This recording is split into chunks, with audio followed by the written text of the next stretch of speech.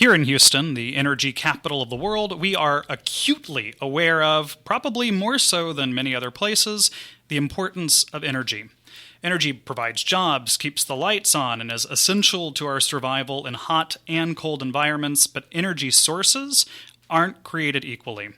Beyond the impacts of climate change, the burning of fossil fuels puts off numerous toxins and harmful chemicals that can endanger local communities, arguably none more than coal. And while coal has been on a decades-long decline due to rising expenses and falling prices, among other forms of energy production, especially cheaper solar and wind power, it hasn't disappeared from our energy supply. Today, we're talking about the W.A. Parish Generating Station, a coal plant in Fort Bend County, right outside of Houston, and its toll on local communities in the area. I'm Weston Twardowski, an instructor in and the Associate Director of Rice University's Center for Environmental Studies and the Associate Director of Eco Studio in Rice's Sustainability Institute, and you're listening to Gulf Streams on KPFT Houston 90.1 FM, Galveston 89.5 FM, and Huntsville 89.7 FM, where we talk with leading experts and community leaders to better understand the environmental problems and potential solutions facing our community. A quick reminder that you can catch up on Gulf Streams anytime through our podcast, available on all major podcast platforms. If you enjoy the show, please like and subscribe to make sure that you never miss an episode. So for today, we're sitting down with a really fantastic group of folks who are really invested in the issue of Parish Coal Plant and have been thinking about this and working on it for a long time. So we're talking with Donna Thomas and Vero Pina, both of the Fort Bend Environmental Organization, Haley Schultz of Public Citizen, and Alondra Torres of Air Alliance Houston. Everyone, welcome to the program. Thank you so much for having us. So just to start off, I'm wondering, maybe Donna, we can start with you. Can you introduce yourself to our audience and tell us a little about Fort Bend Environmental Organization? Yes, my name is Donna Thomas, and I go by she, her. And I also been doing this for over 20-something years with our organizations over here in Fort Bend, Houston, advocate for clean air and water and land. I also got our own organization, Fort Bend County Environmental, established in 2019. Then also got other people involved and been working with the coalition for a while with all our other partners. And we are trying to get the coal distinguished from our area because it's causing all the pollutions over here in Fort Bend County. And I'll stop right there. That's great. Thanks. Haley, maybe you can tell us a little about Public Citizen? Yeah, so Haley Schultz, she, her pronouns. I'm a Houston organizer with Public Citizen. We work on a number of campaigns, and for me, particularly as a Houston organizer, I am focused on the closure or the transition of fossil fuel plants away from that power source into cleaner, more sustainable energy. So again, one of my key campaigns is the closure of the W.A. Parish coal stacks here in Fort Bend. Great, thank you. And Alondra, I almost feel like, we're cheating on our regular Air Alliance Houston correspondent. I'm teasing here, but Leticia Gutierrez, folks may remember, has come on the program many times to talk about issues and tell us about Air Alliance, and Jen Hedaya as well, who's the executive director, has come on a few times. So I'm glad that we're getting to run through the roster of great folks over at Air Alliance. Can you tell us a little about your work with the organization and what Air Alliance does in town? Yeah, thank you so much. My name is Alondra Torres. I also go by she, her pronouns. I'm a climate justice coordinator, and my main focus is on the closure of the W.A. Parish coal plant, which is the most dangerous and polluting coal plant in all of Texas. And I'm really excited to talk about how evident that is and how shocking it is that it's still running, considering its history of turbulent, catastrophic failures, both in terms of public health hazards and just threats to our environment and failures during disasters. Great, thank you. So I want to go over to Vero now. just to hear through, Donna, you told us a little bit about your background and experience in Fort Bend. Vero, I know you've also lived in Fort Bend your whole life, so maybe you can tell us a little bit about how you and Donna, if you both want to jump in at various points, just about your experiences growing up in Fort Bend, how you became aware of these issues, especially, I think as someone who's lived in Houston for a few years now, but my thought on the exurbs and suburbs, which I think many people share, is these are places that folks move to get away from a lot of the kind of environmental issues in Houston. And, that's an area that we would assume, doesn't have these kind of range of problems. And in conversations with you two, it was really eye-opening to learn about some of the issues you've been facing and confronting for decades at this point. So, Vero, would you walk us through a little bit of your story? Vero, there we go. Yes, my name is Vero Pina, pronouns he, they, and growing up in Fort Bend was always exactly like you say. We moved out here. I started in junior high, and since then I've loved everything, the growth of Fort Bend, the diversity and beauty of Fort Bend that attracted people out here. But the environmental challenges have exponentially grown along with the growth of the county. And nobody knew about the Parish plan out there because it was in the middle of nowhere. Nobody saw it. I didn't know about it until I started working with Donna Thomas and Fort Bend County Environmental as a vice chair. So I'm very honored to be working now at this point in my life to do what I can for my neighbors and my communities that we all do know each other, and we can keep those contacts to at that level. And as we see not just Parish but power plants and wastewater treatments and challenges that are affecting our people's health, our community's health, it's a perfect time for us to speak up. Thank you. Yeah, thank you for that. And Donna, I'd love to hear from you as well, because I know you've been involved with, started up Fort Bend Environmental Organization, but also, as Vera was saying, not even being aware of Parish Coal Plant. When were you first aware of it? And can you tell us a little about the history of this plant? I'm hearing you laugh in the background there. I'm laughing because I remember the judge before we have now, the county judge that we have right now is. I'm going to go into politics, was a Republican. And all the judges before that, most of them were Republicans. And you would tell them about all the pollution around here, and they ignore it. They didn't want to do anything about it. We asked them about air monitors, and they didn't want to put air monitors over here. Then they gave us a piece of an air monitor, didn't work for darn, over here at University of Houston, and off on University Boulevard here in Sugarland. And it didn't amount to anything, and it didn't work. And so one of your members at Rice University knows all about that, too, because I've been working with him with the Parish plant as well in the past about getting some air monitors over here. And, so how I got the knowledge of this is because I've been an advocate for a long time with Dora Livo, which is one of our representatives here in Fort Bend. Now she's one of the precinct chair judges over here in Richmond in Precinct 4. I worked with her when I came out of high school and with environmental stuff, and then we also worked together to close down some things over here with the W.A. Parish plant.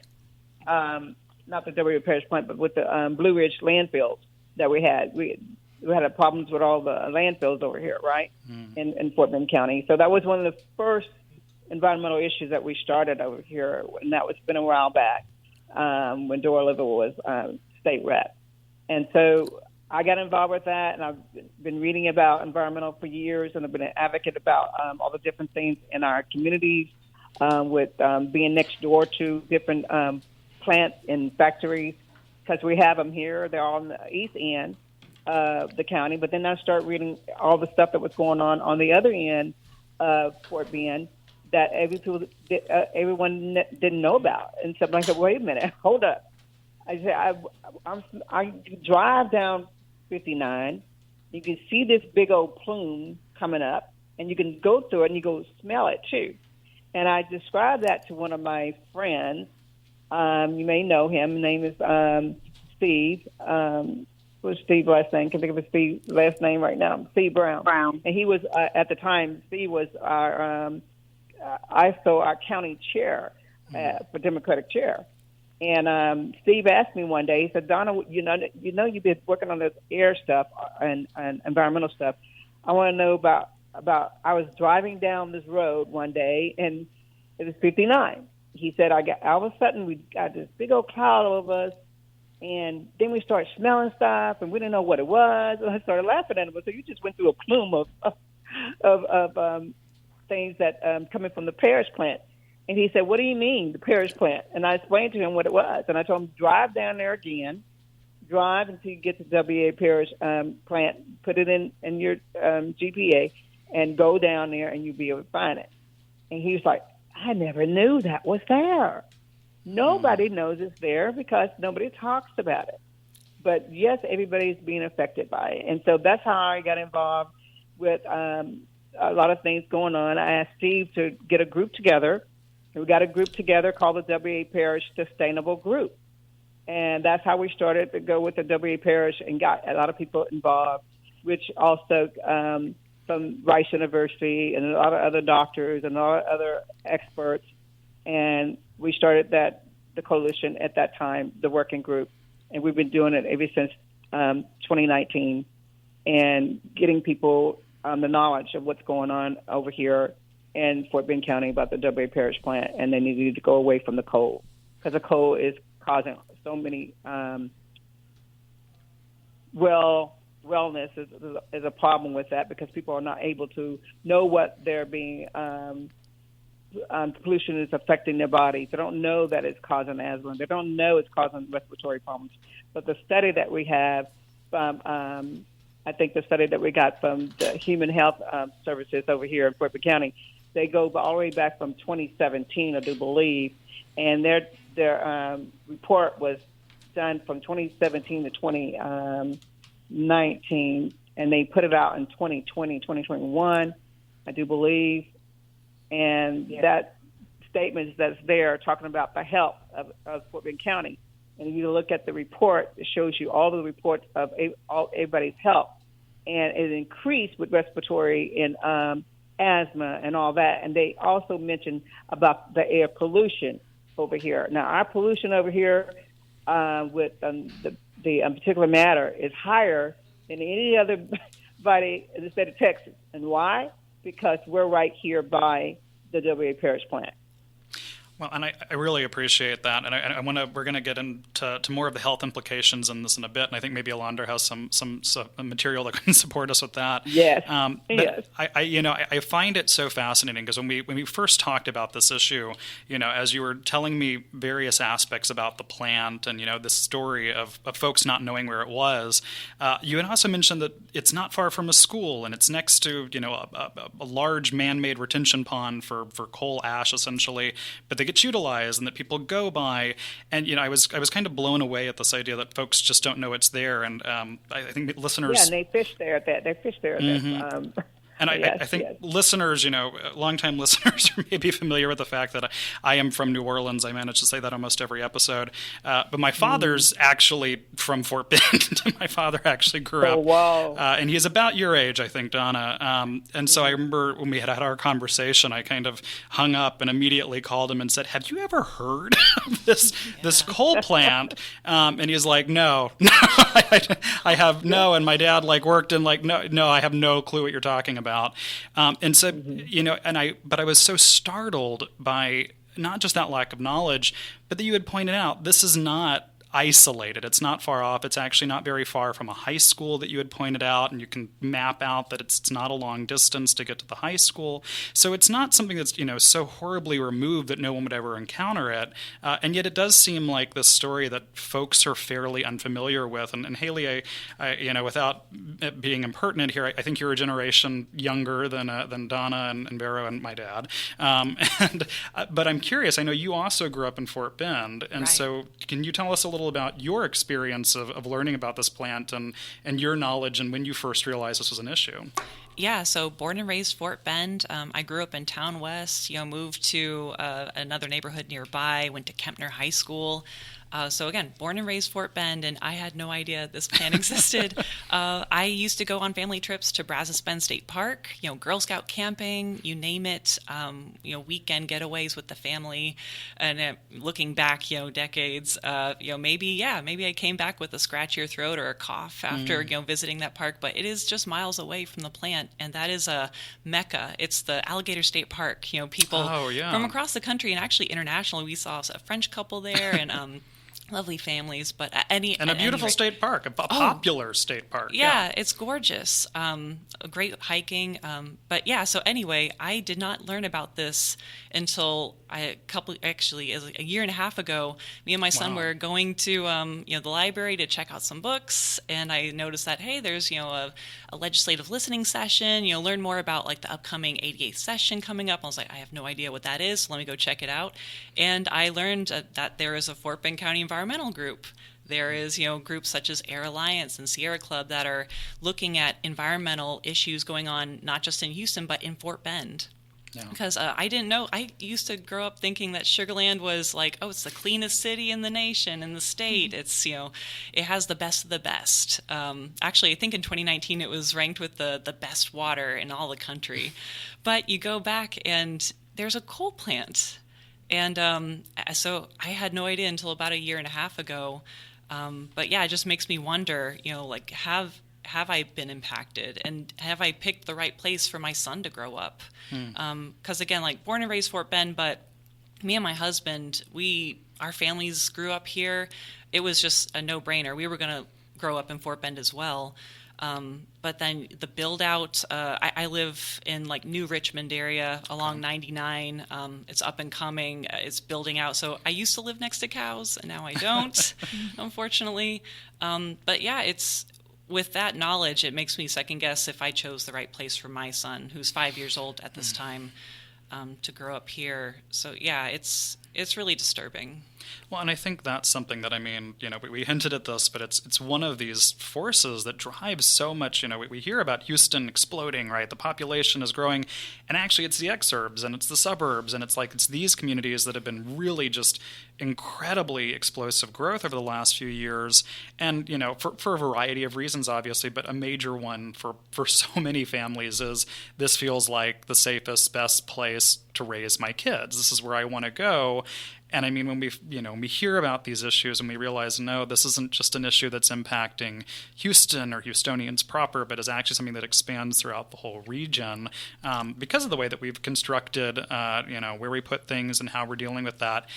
What may have been cows, as you're pointing out, in the 1970s, right? When some of these plants, these buildings were built, the reality is now this is, huge, rapidly growing communities where you're having more and more people directly in the range of some of these implications, and really means we're going to have to rethink how we're thinking about both our energy production system, but also where we're putting these facilities. I'd love to go over to Alondra and just hear about, we had brought up, kind of vaguely some of these health consequences. Can you give us a little more on what are these health impacts? What are some of these air quality issues that we're dealing with? And what are some of the things that we should be concerned with around a coal-producing, energy-producing plant? Absolutely. And I do want to take a step back and talk more about Closed Parish Coal as a group, because we are a group of neighbors and organizations, including those who are speaking today, who came together after Parish caught fire in September of 2022. Well, in May of 22. In September of 22, there was a chemical exposure that left 6 employees hospitalized and exposed 100. Wow. So we are very concerned about the growing public health hazard that Parish poses to the community, the environment, the employees there. A lot of the questions that we get from people who we talk to Parish about just when we're out in the community, when we're out door knocking, is, well, what's going to happen to the people who work there? Like, what's going to happen to our livelihoods? Because coal production and oil and gas and all of these industries are so embedded into the culture of Houston, into our economics. And that's where I think we have to think about, yes, this plant has been open since 1977. It's been producing coal, but not much has changed. These issues are not new to Houston. So the fact that we're still having to discover these issues out in places that we're growing into, out where urban sprawl is happening, continues to be really shocking. Coal plants like Parish produce particulate matter, nitrogen oxide, sulfur dioxide, all pollutants that exacerbate asthma attacks, can lead to lung cancer, and in Fort Bend, lung cancer is one of the leading causes of death. Parish alone is responsible for approximately 178 premature deaths a year, and that number is getting worse. And it's not just about what air quality, the impact that air quality can have on your health, but it's also just holistically what Parish can do when we lose power during a hurricane, as we saw during Hurricane Beryl. Parish failed during Hurricane Harvey, failed during Winter Storm Uri, events where we had people unfortunately pass away. Those are very real issues that are only going to get worse over time because of climate change. And it almost feels like NRG's lack of pollution control technology and lack of making the necessary steps to retrofit the facility, that feels, I can't help but say, but intentional. What's happening? Why are they not making, and we're asking them to make these improvements. The EPA is asking them to make these improvements. And even though the EPA has passed new regulations, those improvements have still not been made. Actually, they're applying for an air quality permit for a water processor system that's going to emit pollution with equivalent volume to 353 Metro buses. Wow. Yeah, that statistic is just insane. I mean, especially, we think of, often when we think of air pollution, the largest thing we're thinking of is exactly, our infrastructure, or especially our transit infrastructure. It's cars, it's buses. The idea that that's 350 buses is shocking. Just to put a little context on this, I want to share that there was a report from Sierra Club a couple of years ago, which has been supported from research by Rice University and nonprofit organizations in the Houston area. There have been a number of studies over the years, all of which point to some version of these numbers, but I'm going to go with the Sierra Club report, which listed that on average 109 people a year die as a result of this plant, which makes it the 8th deadliest coal plant in the country. And so I think, when we think of kind of these ideas of pollution, you're saying asthma, and you're saying, of course, these are things that we understand as severe and upsetting, and especially if you've had a child with asthma, say, that's a deeply personal thing to go through and troubling. I don't know that we immediately always jump to death. And I think that is an important factor to consider in this, is that this isn't, purely this is better for the environment, this is better for climate change. This is actually costing lives. That, coal at this point is, I could catch some flack, I suppose, but it's an antiquated technology. And I don't mean that in a cruel way. I mean that in the reality of it is no longer the most cost-effective means of producing energy. Mm-hmm. It is on the out as it is, given just the realities of the economics around it. And it's just not safe. It's one of the least safe ways we can produce electricity today. And so I'm wondering if you can help us to think through a little bit. You're talking about the EPA. I'd love to hear more about what those EPA actions look like. But what is holding up this transition where so many other plants that we've seen around the country are closing just because economically they're not viable anymore. And yet Parish actually produces 4% of the energy to ERCOT every year, which is kind of insane. What are other things that what are steps we should be taking, could be taking, particularly thinking about why hasn't this plant transitioned over to something else? Yes, so as we know, Petronova is now reopened, which is their... I'm going to pause you there for a second and just say, because I want to get to Petronova as well. But first, what is Petronova for those who aren't familiar? I can explain. So Petronova is their carbon capture facility at the WA Parish coal plant. It's the only functioning carbon capture facility currently in the U.S. It's in Houston, and it was $1 billion technology that was put onto one of the coal units at Parish.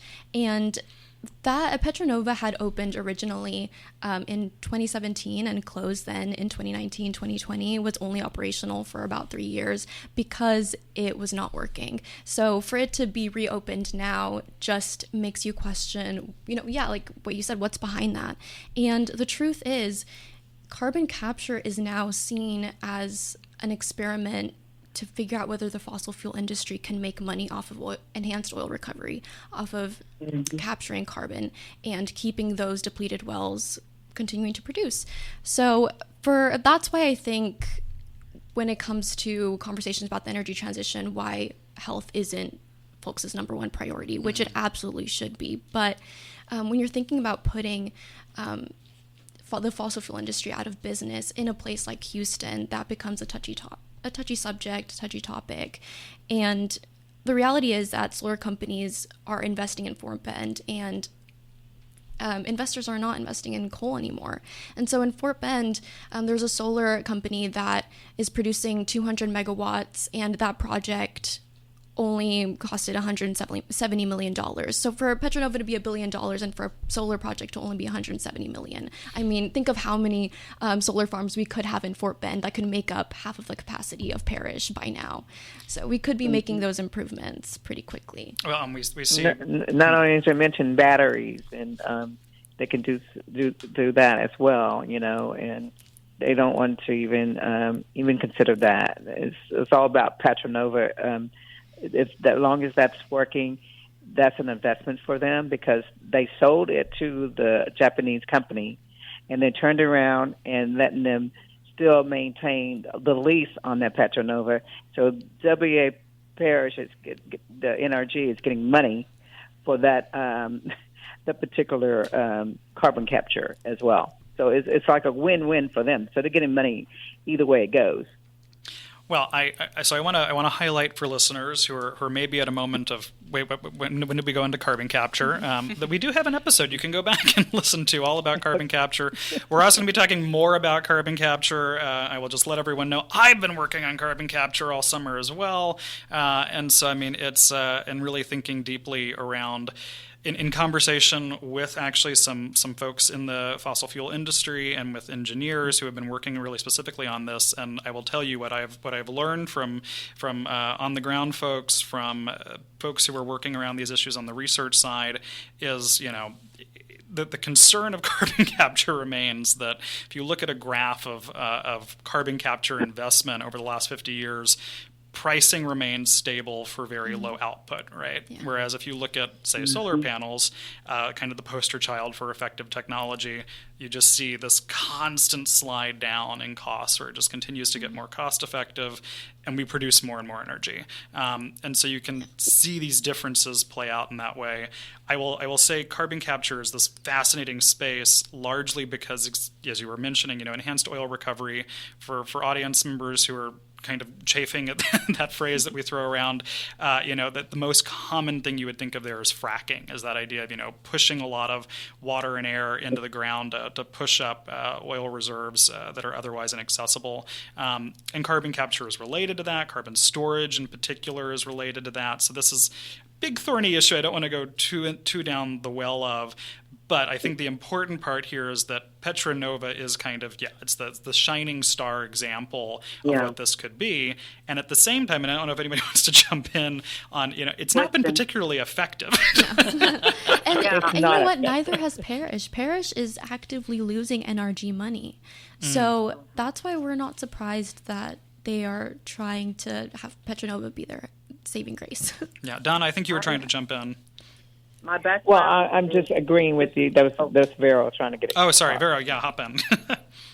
Yeah, just real quick, I wanted to emphasize my background is in oil and gas. Growing up in Houston in engineering, as an engineer in subsea, but I had to step away from that in 2013 because that's when they started the fracking projects, and carbon capture is really just an extension for the oil and fossil fuel companies to continue to sell that this is good.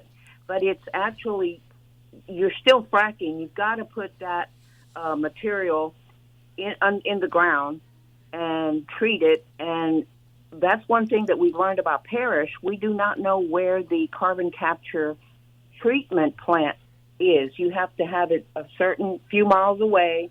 All of these engineering lingos that I am aware of that I can bring to Donna and the partnership it is exactly what you're saying. It's only an extension to continue their fossil fuel monies. Thank you. No, I really appreciate that, Vero. So I want to go back to, Alondra, what you had started talking about a little bit, which is, some of these just confusions around the plant itself. And both, you've mentioned the plant has failed multiple times. There was that electrical fire, which was really devastating. And then the fact that it's costing money. And so can you unpack a little bit, what this plant is and why these failures seem to be happening and what the resistance to adaptation around it might be? Yeah, so the facility, I think it comes down to it just being really outdated. I mean, it hasn't really, besides Petronova, hasn't been touched since the 70s. And since 2022, they've had 3 air quality violations due to failure control of visible and significant quantities of air pollution leaving the facility.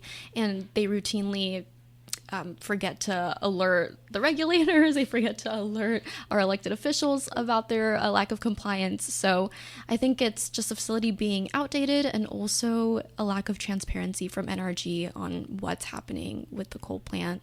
A lack of wanting to listen to the EPA and be in communication with them.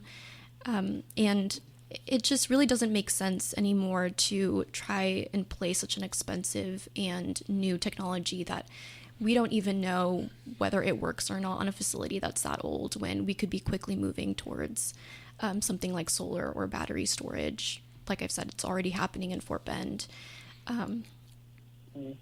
Yeah.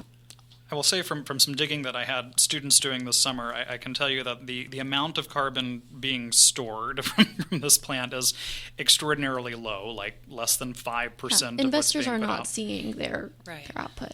For sure. Yeah. And at the same time, it's, I think that the question of, where is it being stored? Because this is, again, a complicated question around these things. And I think something that's worth highlighting is, we're talking about carbon capture, carbon storage. It's very much related to climate change, right? There's the concern of carbon gas that's going up, that it's going to contribute to the changing climate. And what I find so important about the work that all of you are doing is also bringing that back to the scale of human health, that these two things are not divorced, that we often do kind of think of climate change as, there'll be heat implications, there'll be disaster implications, we picture it on this very grand scale that certainly we understand there are risks involved, but it's not necessarily human health that we first jump to, especially on that kind of daily particulate matter, gas emissions, various issues. And so I really respect the work that your organizations are doing to make the case that, yes, this is important from a climate standpoint, but it's also really important from just people are being harmed by the processes that we're using here. So I'd love to hear a little bit about your organizations. You had mentioned Closed Parish. If you want to get a little more into, what is the movement here? What are you advocating for? What are some solutions that you might envision around the future of energy production, but also especially Parish and the folks who've been impacted? Well, this is Donna speaking. I, myself, being a homeowner here in Fort Bend County, grew up here when I was in 5th grade. And I know all the complications we have just on the east end, and all the complications that are in between here in Parish and beyond Parish, because they are extending growth beyond Parish. And just to know the homeowners don't realize what they're getting themselves into, like Haley was saying, that they're moving in the fastest county in the world and the best pollution, no warning whatsoever. So you got real estate. They not disclosing what's going on over here. You got your county not disclosing what's going on over here. So that is an impact to me to say, hey, look, I need to let people know. I want to make people understand what's happening, but be able to protect themselves and their families. That's one of the things that our organizations do is education. You go on our website and you can see everything that we're telling them what is pollution, because a lot of people don't even know. They think pollution is just the chemical plants that are out there in Beaumont, or in Galveston or whatever. You think of those kind of things. Don't think anything in the suburban world, right? but it's there. The pollution is there. It's everywhere. Like you said, when you drive your car, when you go to maybe a concert or whatever, you don't know at the concert what kind of pollution that you're exposed to. You got all kinds of pollution, and so our education teach everyone what pollution that are there that you need to consider and make sure you protect yourself from. Even when COVID came, people had to learn how to protect their homes with COVID. Didn't realize they need to have air purifiers. Didn't realize they had to have a fan and purifier in a vent through your maybe open your window. When you got a house full of people, right? So there's all different ways we educate people what things is going on, including in the WA Parish plant. I mean, you go out there, you're out there at the Brazzer Park. You don't know you're getting ash coal in the air that's landing on your skin or in your hair. When you go fishing, you don't know that you're fishing into a pond that's been ash polluted. You don't know all these things because you don't know about the WA Parish plant. Thank you. Thanks, Donna. I was going to say, so the purpose of Close Parish Coal is we are targeting the closure of their coal stacks specifically. They have 4 coal stacks and 4 natural gas stacks, but again, both are equally, or not equally, but they are both very toxic as far as the pollutants go. And we can get into the air pollutants, water pollutants, into our soil and our water as well. But NRG, they have transitioned other coal plants across the U.S. So we are not asking for something that is impossible. We are telling them to prioritize the health of its citizens in Fort Bend, in Harris County. And again, with other examples, they have transitioned other coal plants to other renewable and sustainable energy sources.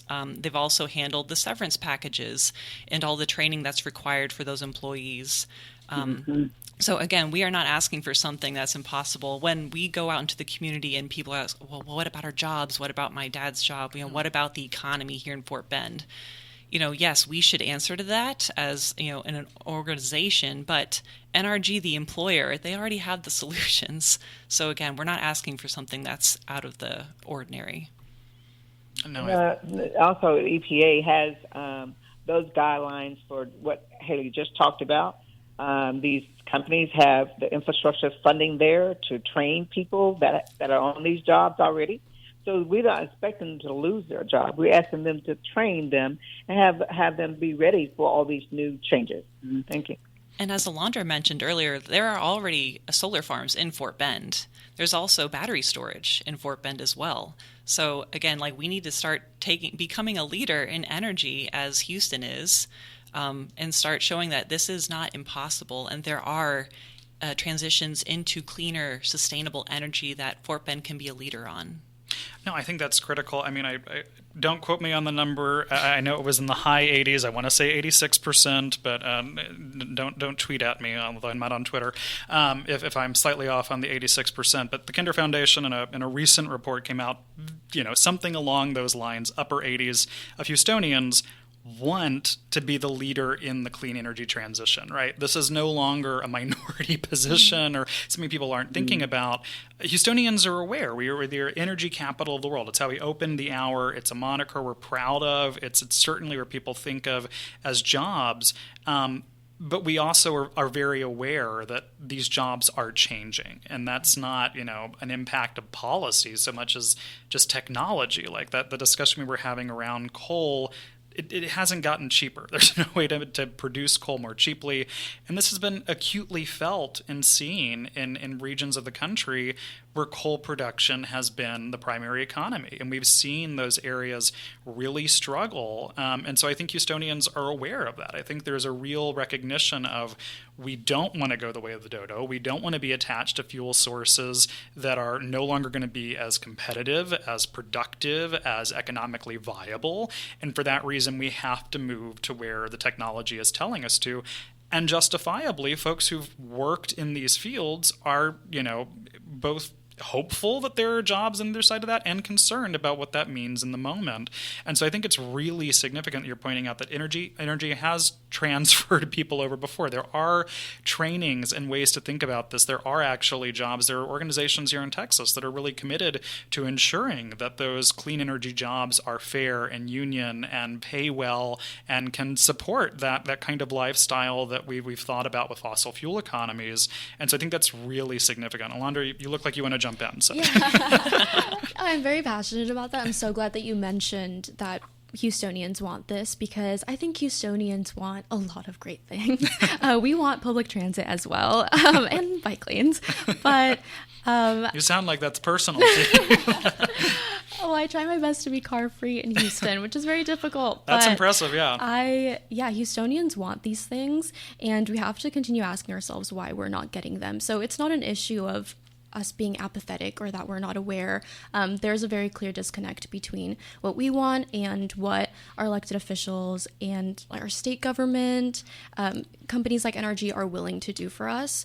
And that's why Closed Parish Coal exists, to bring those bureaucratic processes to regular people who don't have time to sift through permit applications or have time to think about how much money is coming in for the wrong things, or, what we can get out of this. So we really try to connect people to those processes, like the permit applications that are coming up recently with the federal operating permit for the entirety of Parish. Tell us about what this is. Yeah, so Parish is up for a renewal of their federal operating permit, which is a Title V permit, which means it's overseen by the Texas Commission on Environmental Quality, TCEQ, and the Environmental Protection Agency, the EPA. So we have a real chance of talking to the EPA about our experience living near the facility, about its recent violations and why we feel like they should no longer be in operations. And the EPA has a chance to reject or amend their permit, NRG's application, to include more pollution control technology, which it has done recently with the regional haze rule, including scrubbing technology for sulfur dioxide emissions.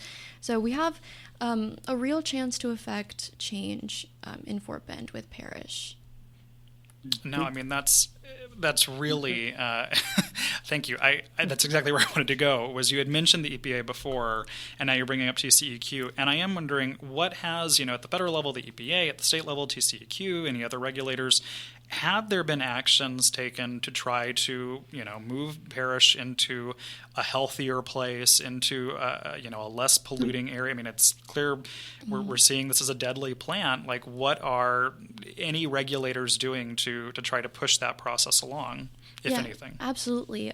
Like I mentioned, the regional haze rule, asking Parish to implement scrubbing technology for their SO2 emissions. That's a really big deal. And it's not something that, surprisingly, Parish has done before. And all of that is a credit to. It's going to cost them a lot of money. But they've already spent a lot on Petronova. So, we know that they're willing to spend the money. And that's all a credit to the work that community has done to really not only push NRG, but push the EPA as well, because we've held town halls where the EPA has come to answer questions from the community. We've sent letters to the EPA specifically for regional haze to be passed, urging them to please, implement a strong rule. So, the EPA has been very helpful, and we're grateful that they're trying to, in the meantime, while we're waiting for a retirement date, trying to make things healthier for the community.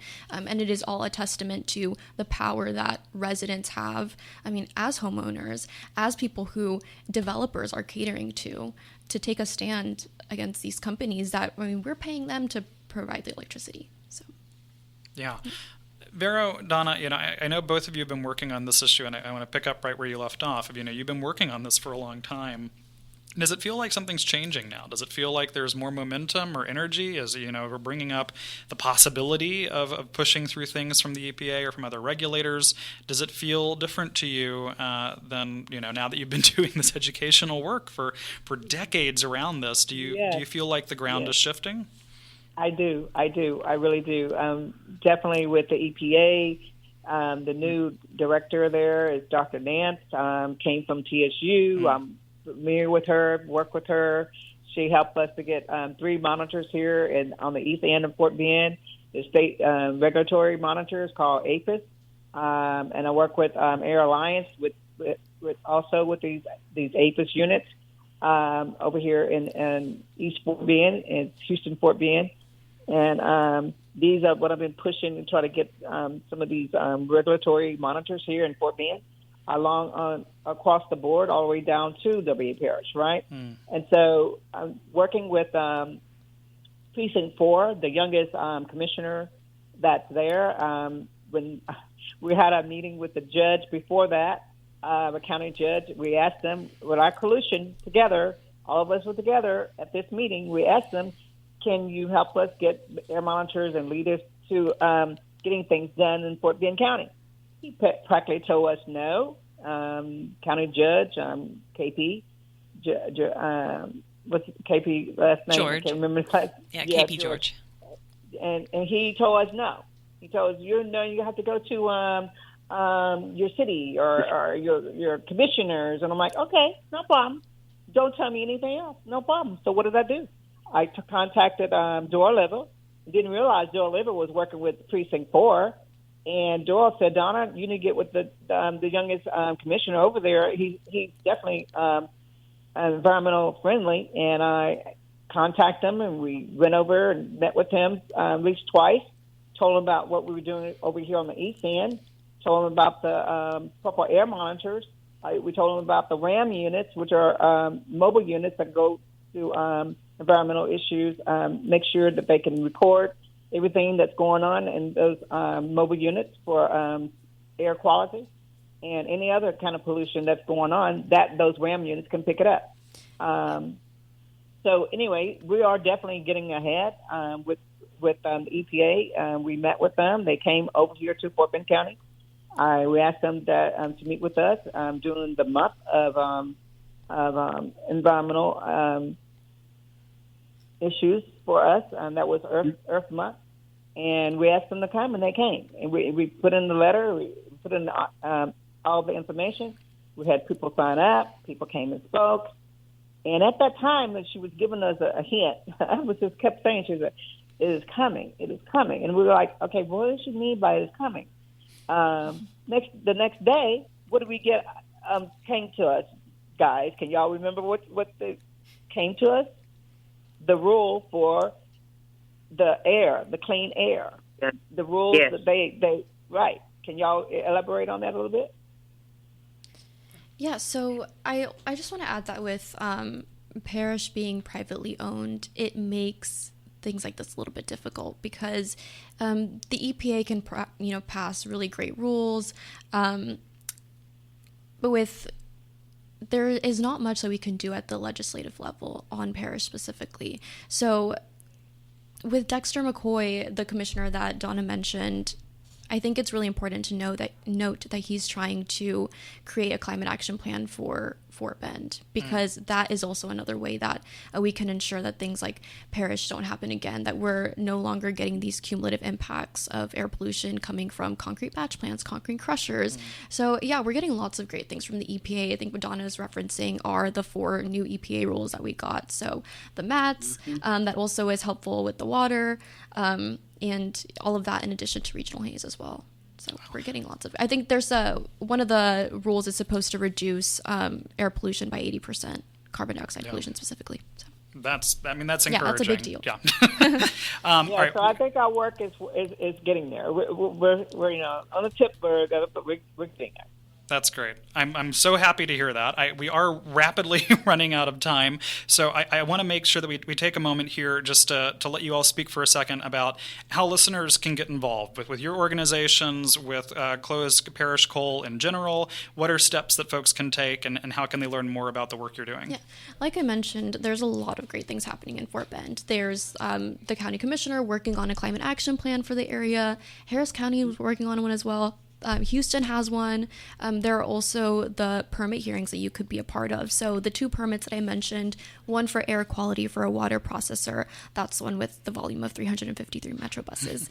And the other one, which is their federal operating permit for the operations of their entire facility, both of those are going to a public hearing because we had community members request that from TCQ, and we had Senator Joanne Huffman submit those requests on our behalf. So public hearings are not a requirement for TCQ. We have to demand them, and that's exactly what happened thanks to Senator Huffman. So they will be going to public hearing where you can make a verbal comment or a written comment. You can submit those online on the TCQ website.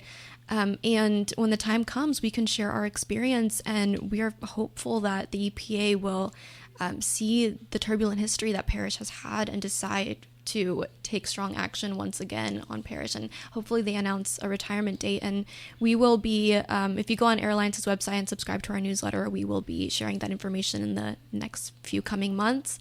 That's how close Parish Coal has been sharing their information through our different partners as well. Great. Thank you so much for that. Donna Thomas and Vera Pena, both of Fort Bend Environmental Organization, Haley Schultz, Public Citizen, Alondra Torres, Air Alliance Houston, thank you so much for talking with us today. Thank you. Thank you so much. Thank you. We're going to go over now to our researcher, Alex, who will tell you a little bit about how you can get involved here in Houston this week. Hey guys, it's Alex. I'm back again with another DIY climate solution that you can work into your everyday life. And in the spirit of it being July, I want to shine a little spotlight on Plastic Free July, a global initiative that aims to decrease the consumption of single-use plastics. The movement was established in 2011 after founder Rebecca Prince Ruiz toured the waste facility of her town. As you might expect, there was a lot of plastic waste, but so much so that she actually was astonished by the amount of plastic her community was even capable of producing. She found that it was things like wrappers and water bottles, things like single-use plastics that everyone uses, but no one really thinks about, that were constituting much of this waste. It was at this point that she realized just how much a lot of this thoughtless waste that we produce actually adds up in our landfills. And it becomes that much more concerning when we consider the global scale of our pollution, and the fact that billions of others around the world are consuming and discarding plastic in the same way. For reference, Prince Ruiz visited a single waste facility in Western Australia. And although Australia is a major contributor of plastic waste, it's certainly not the primary contributor. In fact, Forbes estimates that in the United States, we produce much more plastic waste in total, only second in the world to China. Per capita, we produce an estimated 105 kilograms, or 23 pounds, of plastic each year. When we think about how many people live in this country, and then how many other countries they are, albeit they may not be producing as much plastic as we are, that's a lot of waste. This is all to say that what Prince Ruiz saw at her town's waste facility was only a very small fraction of the plastics that we're ultimately going to put into the environment. Understanding the scale of our plastic consumption and waste is really helpful to understand why it's so important that we cut down on our single-use plastics. To put it short, humans are producing so much plastic waste right now, and that's exactly what Plastic Free July aims to address. The organization works by encouraging individuals like you and me to reduce their plastic waste with just small everyday acts. You can visit their website, plasticfreejuly.org, to browse some of the suggestions they have available to implement at home, school, work, or even the local cafe. You can tailor your search to include your level of experience with going plastic free, where you want to reduce your plastic consumption, and how. They also provide a series of videos on how to adapt your lifestyle and stories of other people who have successfully gone plastic free. Additionally, there's pre-made posters available if you want to advertise the movement at work or school, and you can even sign up to an email list, which you can customize to receive tips and no spam on a consistent basis. I signed up a few weeks ago to actually receive beginner tips for reducing my plastic use, and they've come quite in handy. In fact, my favorite thing is that these tips can be implemented anywhere. For example, at the grocery store, you can search for plastic-free alternatives to packaged goods. You can even bring your own containers to fill out the bulk section. And of course, reusable grocery bags are a great way to cut out plastic. On the go, you can carry around what they call a plastic-free kit, which is basically a bag with items like reusable cutlery, a travel cup, and reusable straw, or any other reusable item that you think might come in handy throughout the day.